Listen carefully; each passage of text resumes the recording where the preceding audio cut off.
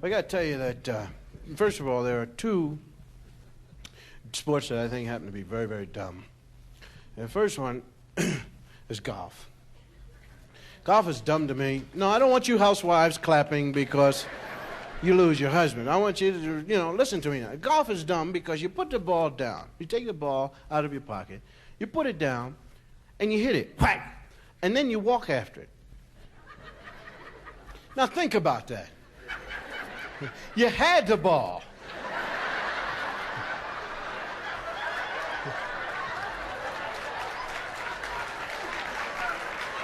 Let's take it step by step. You had the ball. It was in your hand. You were home free. And then you put it down. And then you took a stick and beat it away. All right, you didn't want it.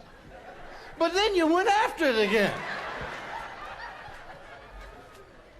You say to the guy, what are you trying to do? He said, I'm trying to put it in this hole. So, well, hell, just here, watch this. Pluke up.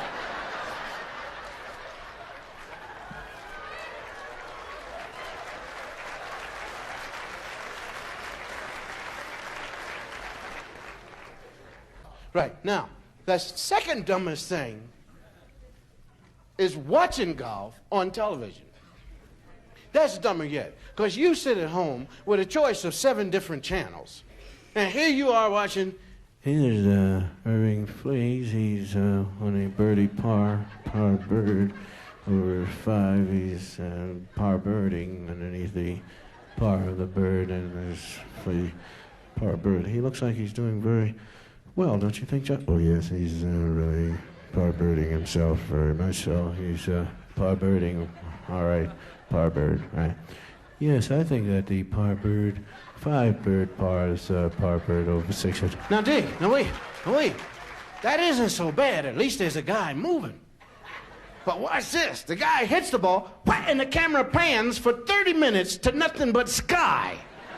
White sky.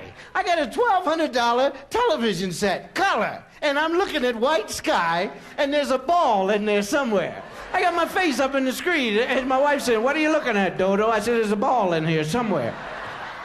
For 30 minutes, they pan up in the sky, man. No trees, at least they could write something, a Coke commercial or something. You're looking for a ball, and then the ball lands, and you don't even see it moving. It's just flat on the grass, and the guy's hand pulling away. I'm telling you. Now, the next dumbest sport is football. Football is dumb. No, okay, oh, you're hissing. You're hissing. Sir, I challenge you.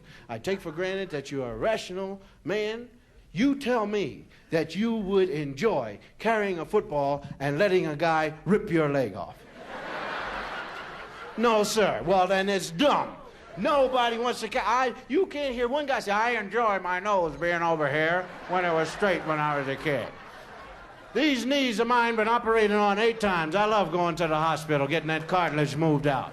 No, it's a dumb sport. It goes against the grain of any man's thinking. I played up until I was 26 years old, and I refused to try out for the New York Giants. I was a comedian in a nightclub and going to Temple University. Emily Tunnell came up to me and said, you should get off of that stage making $150 a week and come on out here and play football. And I said, you must be drunk. $13,000 a year is not enough to let Jim Brown run over me every other Sunday. It ain't enough to let Gail Sayers let me drop my jock and everything else all over the place. No. Nationwide TV, I go to hit Gail Sayers. He puts a thing on me, whip, whip, and gone, And all the guys in my block say, boy, you really look bad that day, man. It is not enough to let a 268-pound lineman come downhill on a kickoff and mash me into the mud. You've got to give me more money than that, man. I'm telling you. And I played for Temple. We lost 27 games in a row. I'm telling you, it was awful. It wasn't my fault because I never carried the ball. I was a fullback, but they never gave it to me. I blocked for the ball carrier. And I had a choice whether I could hit the guy if I wanted to or not. I made that my choice. Because the ball carrier wasn't no great guy anyway. And I always apologized to him when I came back to the huddle, you know, and he understood. I said, look, the guy was really big, man. I mean, let's face it, the guy was big. Did you see him? Of course I saw him. He hit me. Right, all right. No, I'm not going out there hitting no big people. You know, it's like prize fighting. Take a guy like when Sonny Liston was really, boy, he is evil to look at. And you tell me that I would get into a ring and let him, in front of all those people, beat me up? No. I'd get that bottle in the bucket, and he'd have a surprise coming. In the next round, he'd really have a surprise coming, man. I think football is the only sport where a guy can really break your neck and only get a 15-yard penalty. There are guys out there steal a loaf of bread. You get 6 months. On a football field, you bust the guy's nose at 15 yards, you know, unsportsmanlike conduct. And then they put you back to line up in front of the guy. He's got another shot at you.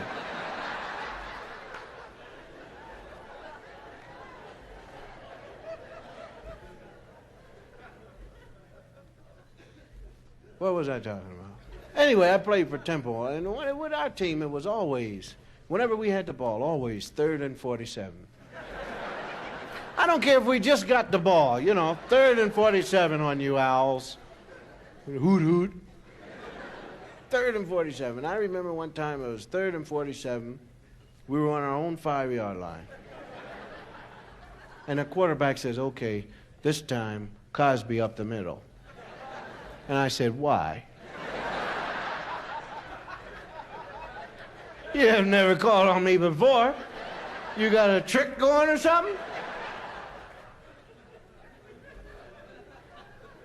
Now, in this play, I follow off of the guard's tail. The guard blocks straight ahead. For you ladies, the guard comes out of his stance, and he hits the guy whether he goes this way or that way, whatever way he can move that guy, if he can move him at all. And I cut off his tail this way, or if he's blocking, I cut off his tail that way, you see. And the quarterback give me the ball, hut one, hut two, and I look to the hole, and the guard is pulling. Now, I look to see why he's pulling. And there it is. 6'9", 482 pounds. With no clothes on. Just a helmet and his name, David.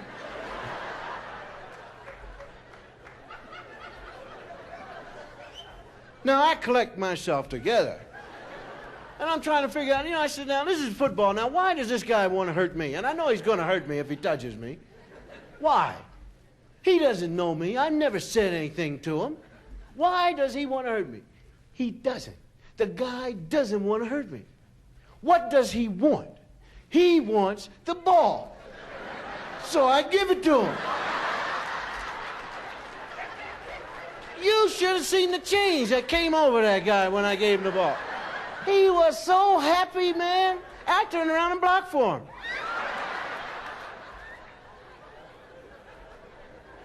Now, a lot of you purists will say, yeah, but the coach must have benched you for life. Of course he benched me for life. But that bench don't hurt half as much as what that guy would have done to me. Football is dumb.